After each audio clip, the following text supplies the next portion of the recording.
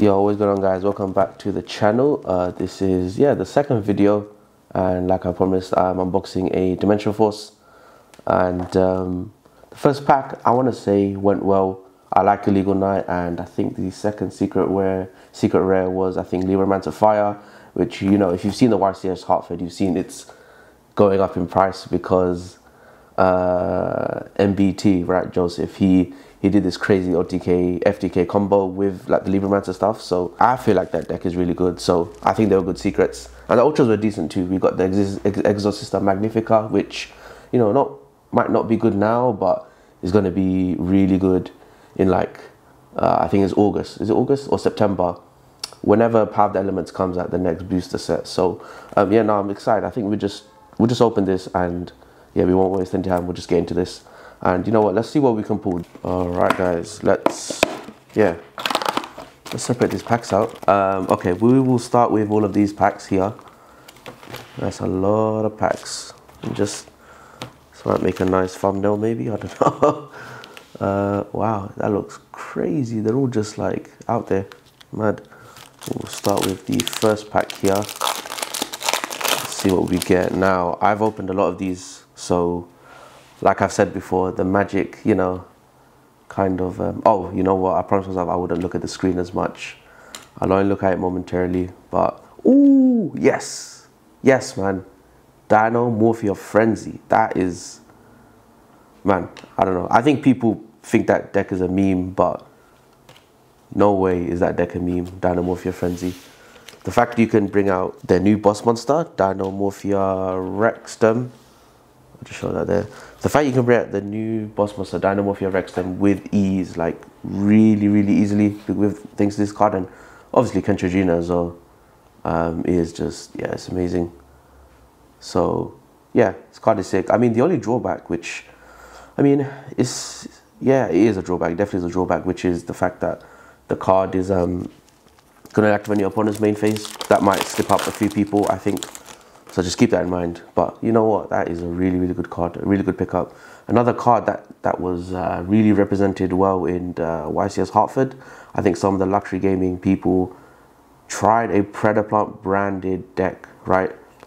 But the thing is, because Sword Soul is so popular, this deck has a searchable trap that makes every monster on the field level 1, right? So as a synchro deck, which is what Sword Soul is, right? Everything's level 1. They can't do anything. So yeah, the Predaplant version of the branded deck is getting really popular. So you know what, guys, when you go to your locals and stuff, make sure you pick up a playset of all of these guys. This is one of the important ones, but I think the most important one is actually the level 1. But yeah, we'll keep going. Libromancer Prevented. Just like I was saying in the beginning, any Libromancer card I will take, because yeah, they're good, man. They're good. I definitely have my own opinions about the Ben 10 engine. I think it's bullshit. I don't know, I'm just not really a fan of it. But you know what, if it's what it takes to make certain decks live and active, then that's fine, you know. I love Necros as well, so that engine actually boosts Necros' viability as well. So you know what, it's fine, I guess. But personally, I just hate how Ben 10 and Natasha, the ritual monsters, if you don't know what I'm talking about, I'll probably put them on the screen for you. But I think it's Natasha's non-once per turn monster steal. Let's go. Albulenitus. This is the new Albaz fusion, which just completely shuts down Dragon decks, because what you can do with this card, right, because it says must either be fusion summoned or special summoned by sending the above cards from the monster zones to the graveyard. You can set Albaz face down. Let's say you're playing against a dragon player, right? Set out fusion Fallen of Albaz face down on your turn, and usually there's no response, right? You're just setting a card. There's nothing they would want to do, and the next you know, you're just ripping every single monster off their board, because a contact fusion is something where it doesn't start a chain. You literally just, yo, I'm using your monsters for a fusion. Send them to the grave, that kind of thing, right? So yes, Albulenitus, yo, and this guy looks incredible. Like, I don't care. This card is just, wow. His art is so sick. What a good pickup, man. What a good pickup. That's amazing. That is actually amazing. I already have my own playset, or not playset. I already have my own copy of it, so I'm not, you know. But it's always good to have another copy. You know, so many people are slowly picking up branded, just because, again, it came out as a structure deck, you know, I think, which is great because a lot of players get to experience what a competitive deck is like. You know, I think people nowadays, especially since like the Dinosaur structure deck and the Monarch structure deck, don't take them for granted. They can just completely wipe your board and win the game with just the structure deck cards. You know, I think the Outbound structure deck has some incredible reprints. We have stuff like Darkblade No More, Dimensional Barrier, which is just wow. I can't believe they put that in the game, in the deck. So yeah, and its effect is pretty good actually. It could attack up to the number of materials used for its fusion summon. So there's some crazy OTKs you can do with that card, I'm pretty sure. But yeah, we'll continue. Ooh, yo, Primitive. It's got a weird name, isn't it? Primitive Planet Rhycophobia. So first things first, I love the lore of these guys. I don't know too much about it, but from what I do know, it's just like Monster Hunter, kind of like Halloween-esque, Van Helsing type of like strategy or theme, which is pretty cool. This card is great. Like, this is such a unique field spell because it lets you search, which is, you know, like the box standard for every field spell these days. But also, if you control 3 or more defense monsters on your field, I believe. Is it your field? Let me double check. No, wow. If 3 or more defense monsters are on the field, that counts your opponent's board. You can just destroy a card in the field. To have that kind of effect in the field though is really cool because the deck strategy revolves around defense monsters and they just spam themselves on the board like Burning Abyss back in the day. So yeah, excuse me. Yeah, so I don't know, man. When the Link 1 comes out in Power of the Elements, that deck is going to go crazy, man. It's going to go crazy. It's just going to be consistent, like super consistent. I'm looking forward to it. I have the deck built and I'm testing stuff online. I think I mentioned it in my last pack opening video as well.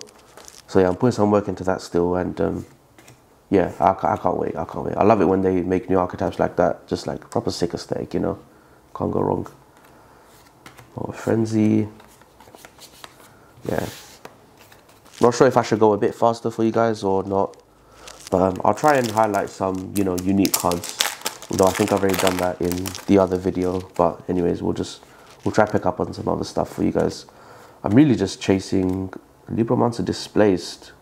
Okay, so I guess we can talk about that a bit more too. So yeah, in the YCS Hartford regional, not regional, YCS event in Hartford in the US, the weekend just gone by, that card was part of the deck, and I think the deck made it to day 2, which means in a YCS there's day 1 and day 2, and day 1 is like 9 rounds of Yu-Gi-Oh, right? So getting to day 2 is a big accomplishment, and like any deck that gets there, I think you should start taking seriously, not underestimate. And I think in that deck they were using that trap along with the counter trap, which is also really good. So yeah, a lot of good stuff in this pack, a lot of good stuff. Therion Cross, man, I was playing against a Therion guy not too long ago, and I hate how they have this trap card that's a negate and a banish in one. It's so strong. And then they have Regulus, the man himself, like just cleaning up things, you know. It's crazy, it's crazy. Sorry guys, I did say I'll try to look at the camera less, but just the focus, I didn't manage to nail it. But yeah, hopefully I'll work on that. Actually, you know what, I've got a little story time. I bought a external light source, right, to record my videos. Oh my god, I bought it from Amazon, and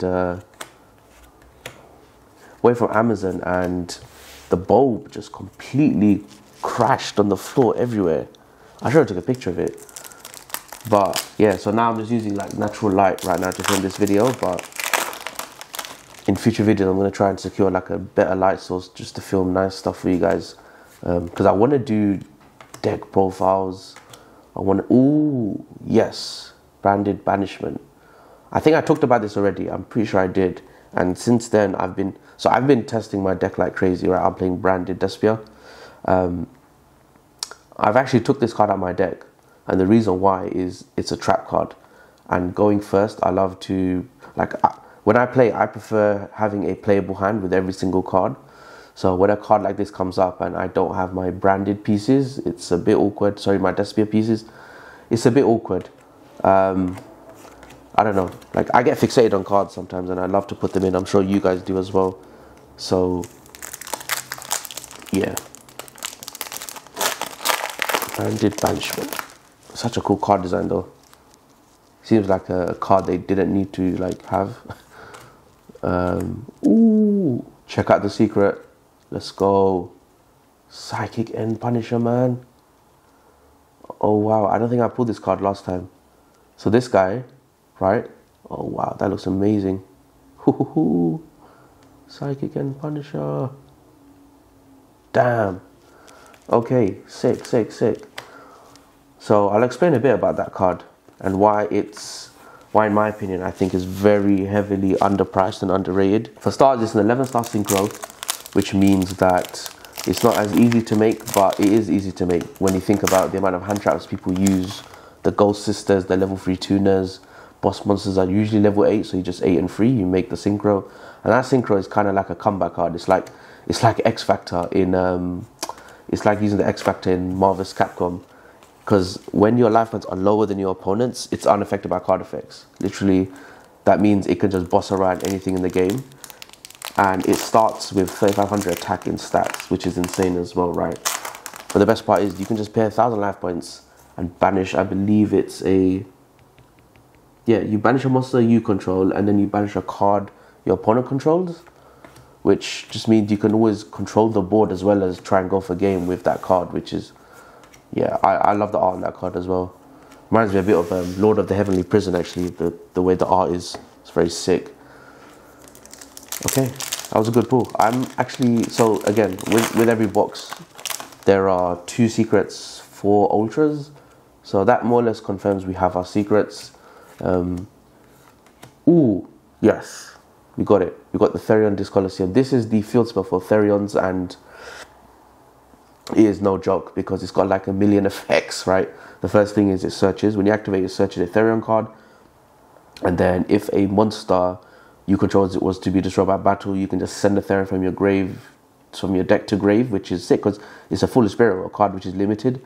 And remember, this is a field spell, which means it's searchable by terraforming as well. And Therion's Borea, the plant one. And then the other effect is once per turn, a monster destroyed by... And then when a monster is finally destroyed by battle, you can add a Therion from grave to hand, right? So you just save the monster from being destroyed by battle by sending a Therion to grave. Let's say you send Regulus. And then the monster finally gets destroyed by battle because let's say your opponent's trying to attack you, right? You add that Therion to your hand. So then when it's your turn, you have a Therion Regulus, which is a negate. I don't know, this card is insane. It's actually insane. It's such a good field spell. One of the best field spells I think the game has had. Definitely up there with, what's the Orcus one? Orchestrated Babel? Something like that. Yeah, it's up there with the Orcus field spell in my opinion. I think it's insane, man. There's another field spell right now in the game that's running rampant. We will not speak of that name. But if you're curious what the card is, it's Mystic Mind, the card that won YCS Hartford, because it's like a Dark Riddle no more, but it does much more than that. And the person who won the YCS Hartford was using Sky Striker, which is a really, really efficient deck, right? But when you pair that with Mystic Mind and Demise of the Land, these cards that search and activate Mystic Mind at will, like, you have an engine that's really efficient and really powerful because it can do the Access Code OTK combo, as well as just use Mystic Mind and shut down the opponent's whole board. So yeah, really good pickups, man. I really can't complain. I mean, obviously I'd love the Regulus, but you know, you take what you can get. Those are good secrets. They look awesome. You know, half of Yu-Gi-Oh for me is the aesthetic. So I'm pleased. I'm very pleased with the cards we got. At the end, I'll do a little review as well of the cards we got and maybe go into depth on some other stuff. Oh, did you guys notice as well? Look, I couldn't help myself. I picked up the mat, the Dimensionverse mat. I couldn't attend the sneak peek at the time. I think I had something to do. But man, this mat looks, I don't know if the camera's doing it justice, but this mat looks amazing. It's actually sick. I like the darker oranges, which I think makes it look really good. Yeah, I love collecting mats. I love collecting sneak peek mats and other stuff. So yeah, it's one of my favorite things about Yu-Gi-Oh, because you get to use them as like mouse pads and stuff, which is really cool too. Okay, we'll keep going. X-Exclusion. This is a cool card. It's for X-Savers, which is such a forgotten archetype, but one of the, you know, most old school, most known archetypes as well. At the same time, they're really, really legendary. When your opponent activates a monster effect in their hand, so like a hand trap, negate the activation, and if they have any other cards in their hand, you can discard one card of their choice. So the opponent has to choose another card to discard. That is sick. Wait, hold on. Wait, what? This is generic. Oh shit. Yo, this is generic. What the hell? Yo, I'm testing this. I'm testing that. What the hell? It's generic, man. I thought it was an X-Saver card. Okay.